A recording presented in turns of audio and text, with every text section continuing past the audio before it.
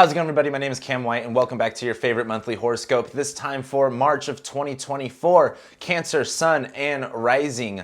Thank you guys so much for being here, liking, sharing, commenting, subscribing. We have a lot to actually go over today, so let's go ahead and jump straight into the horoscope. We are starting March off with Venus entering Taurus on March 4th. Now, this is going to be pretty positive, especially for you Cancer risings. Of course, Venus is all about love, relationships. She wants to connect us to the things that we like. She likes to indulge in the things that she likes. Beauty, luxury, you know, all of that standard stuff. But Venus is about necessarily value. Now, as Venus goes into her home sign of Taurus, she's able to do her job with the best tools and the best resources that she can have. Having Venus in Taurus is going to be a lot more enjoyable than maybe Venus in Aries was for you guys, but as Venus does go into Taurus, this is creating a lot more value, creating a stable sense of value and security in that value.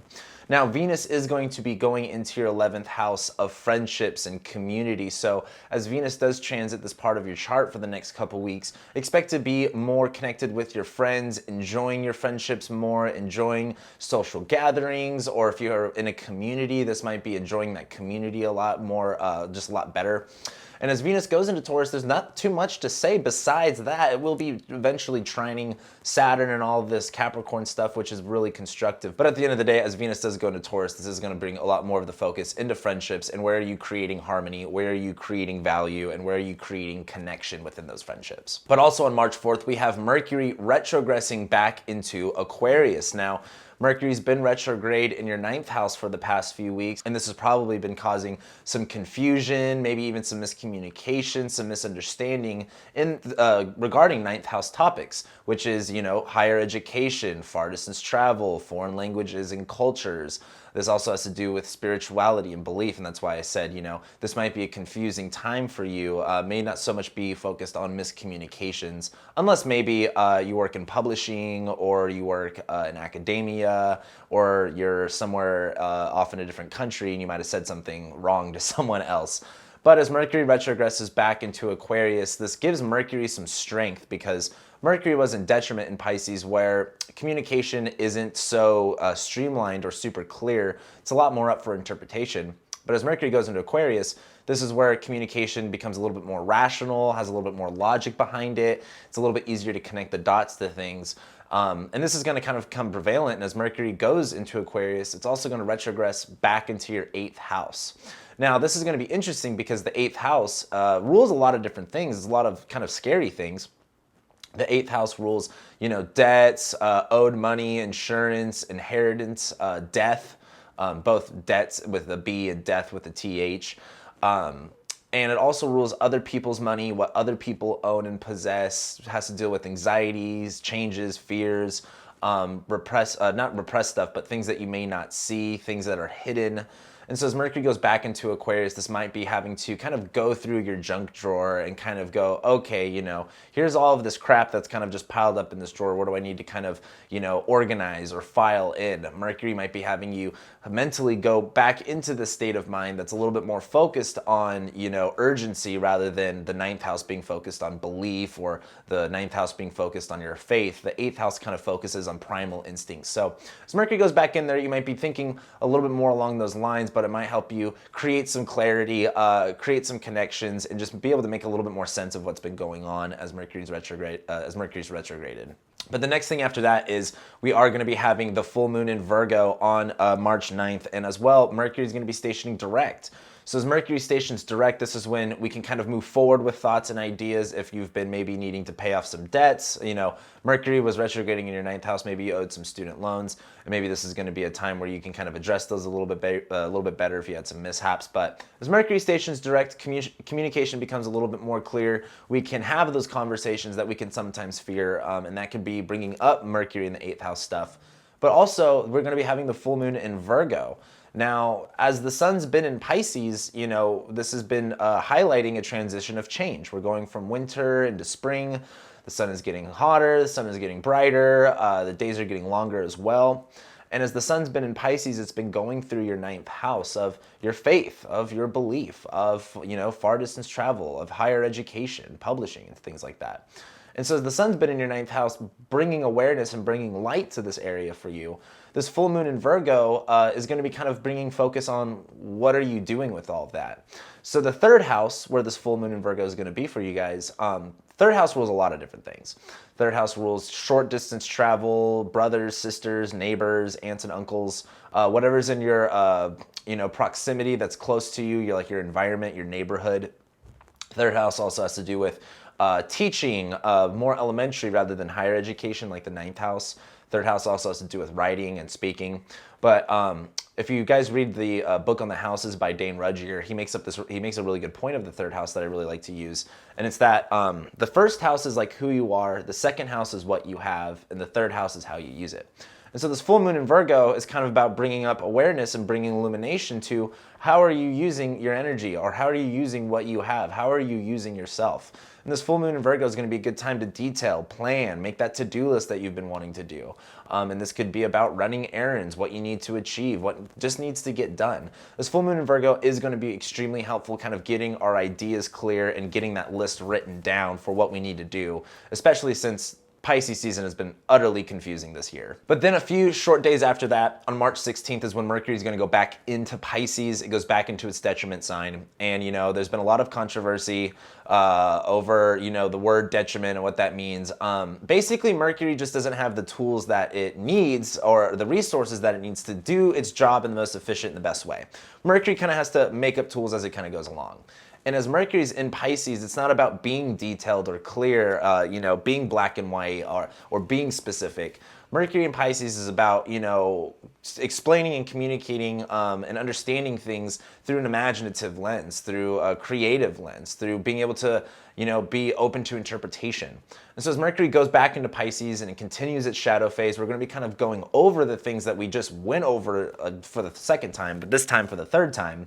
And this time, maybe don't, believe something so quick. Maybe don't, take things with a grain of salt during this time. Be open to imagination, be open to interpretation, be open to new ideas, especially as Mercury is transiting your ninth house of spirituality, of religion and faith. This is that time where you can start kind of getting a little bit more deeper into your faith and into yourself and start asking, what do you believe, and become a little bit more clear on those. Then after that, the next thing we've got going on is on March 20th, we have the sun ingressing into Aries, and it will be going into your 10th house. Now, as the sun's been in Pisces, like I just talked about, the focus has been on change, feeling ourselves a little bit, kind of going with that change.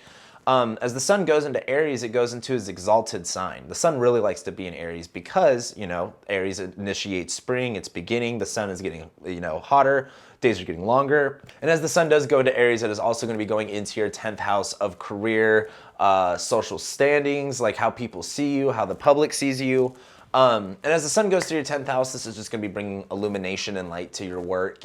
What are you doing? What are you focused on? This might just be giving you a little bit more ambition to be a little bit more career focused. But the big thing that we've got going on after that is on March 21st, Saturn goes into Aquarius. Now, there's a lot to kind of discuss here.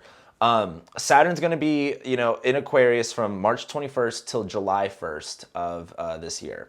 So basically the next 3 or 4 months. Saturn then goes back into Capricorn, and then we'll go back into Aquarius later on this year in December. After that, Saturn will be in Aquarius for about 3 years. Now, this 3-month window is really going to give us a taste of what the next 3 years are going to look like. So make sure you're paying attention. And this is exciting for you guys because you've had Saturn in your 7th house for 3 years, and I'm sure you, more than anyone else, are ready for Saturn to leave that area. And that's going to be exciting when that does happen, even though we're not done with that yet. But Saturn is about restriction. It's about, limitations, what our obstacles are, where our challenges are. It shows us where we need to be more disciplined and more matured, and it shows where we have more responsibilities, obligations, and commitments to. Now, Saturn's been in Capricorn, it's been more focused on, being dry and brittle like Capricorn is. It wants to, condense things and concentrate things. Saturn in Capricorn kind of operates from a frugal standpoint and from a, what is going to be the most efficient way of doing things. Now, that's great and all, but I like to use Saturn in Capricorn as kind of like a corporate mindset. What's the cheapest and the easiest way to do things? As Saturn goes into Aquarius, this is taking the, our, limitations, walls, barriers, as well as obligations, commitments, responsibilities, self-discipline. That's going to start going through the lens of Aquarius, where it's about going, okay, what makes more sense though? What's more rational? What's going to work for all of the parties involved? And so as Saturn jumps, from signs, it's also going to jump houses. And Saturn being in your 7th house was really focused on relationships for you guys. I've heard so many crazy stories from Cancer risings this year about the relationships that they've been through for the past few years. And this is finally done now. It's really exciting you guys get to get over that part. But as Saturn goes into your 8th house, this is where things kind of change a little bit, because the 8th house is of other people's money. It is of, what other people own and possess. It rules debts. So if you owe money, that's going to be problematic. Insurances, death. The 8th house rules dark, twisted things like the taboo. The 8th house is a shadowy place where things can kind of get hidden. It's an aversion to the ascendant, so you can't always see what's going on there. And, when you look up the 8th house in like astrology and you look this stuff up online, you probably read a bunch of different stuff. The 8th house can rule a lot of different things. My biggest suggestion is kind of take a notice of what specific thing Saturn in your 8th house is going to manifest as. I wish I could be more specific with you, but it looks so different for everybody. But the major themes are really going to be about like obligations, responsibilities, shared resources is going to be a big thing. And you might either find yourself being more responsible, more disciplined, and having more commitments in this area, or finding that this area is causing more limitations and more walls for you. But that's to find out here in the next few months. Then on March 22nd, we are going to be having Mars conjoin Pluto, and this is a pretty big deal. I usually kind of don't talk about this stuff, but this does show a power struggle, and with Mars being in Capricorn, Mars being in your 7th house as well, this could have caused, frustrations, fights, conflicts within relationships. But Mars could also be energizing things, and you might be more focused on your partner, or your partner might be more focused on themselves. They might be really busy. Or hey, maybe if you're single, maybe you're just very single right now. But as Mars conjoins Pluto, this is kind of looking at a power struggle.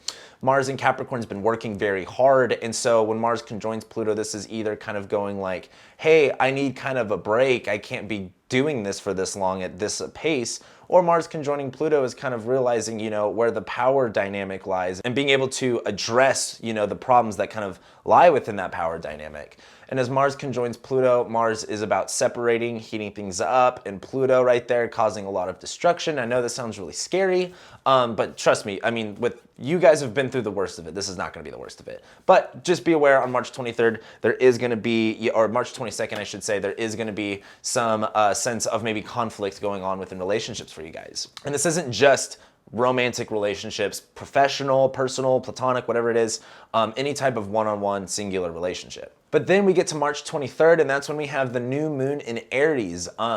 And again, new moons are about leveling ourselves out, kind of feeling the energy a little bit more, bringing our focus onto one thing. And as this happens in Aries, this is kind of about like, hey, what are we beginning? What are we initiating? What are we starting? What are we wanting to bring life to? What are we wanting to identify as? And as this happens in your 10th house of career, public vocation, how the people see you, this might just be a time of kind of resetting your intentions and being a little bit more focused on what you're creating in your career and what you're doing in your career. During this new moon in Aries, it will be ruled by Mars, and Mars will be in your 7th house. So this might be addressing relationships within the workplace and maybe balancing those out a little bit. Then we get to the end of the month, and that's when on March 30th, we're going to be having Mars enter Aquarius and conjoining Saturn. This is also a pretty big deal because, like I said earlier, at the end of this year, when Saturn goes back into Aquarius, Jupiter is going to also enter Aquarius and conjoin Saturn at 0 degrees. Well, Mars is conjoining Saturn at 0 degrees. So something might happen here at the end of this month that becomes more of a bigger deal here at the end of the year. So I know I'm asking a lot for that, but just kind of pay attention to what kind of happens at the end of the month here. But as Mars goes into, moves from Capricorn to Aquarius, we're going from energizing ourselves in that workaholic mentality of Mars and Capricorn of do, to Mars and Aquarius energy of what's going to work best for me. What's the best environment and the best way for me to connect myself to the things I want to.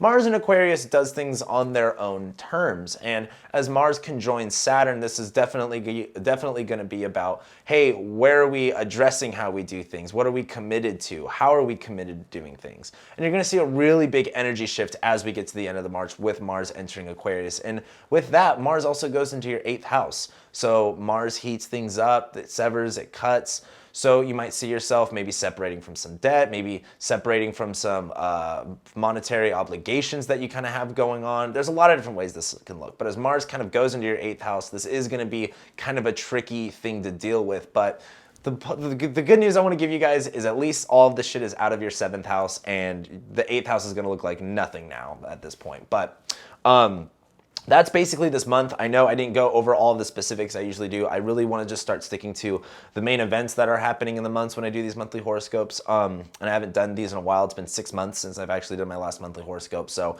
let me know what you guys think. Also, what planets you guys, if you guys have any planets that are going to be hitting you guys specifically, let me know what in the comments below what you guys got going on this month, what you think it's going to bring for you. And I'll make sure I talk to you guys back there in the comments. But with that being said, thank you guys so much again for being here, and I'll be seeing you next month.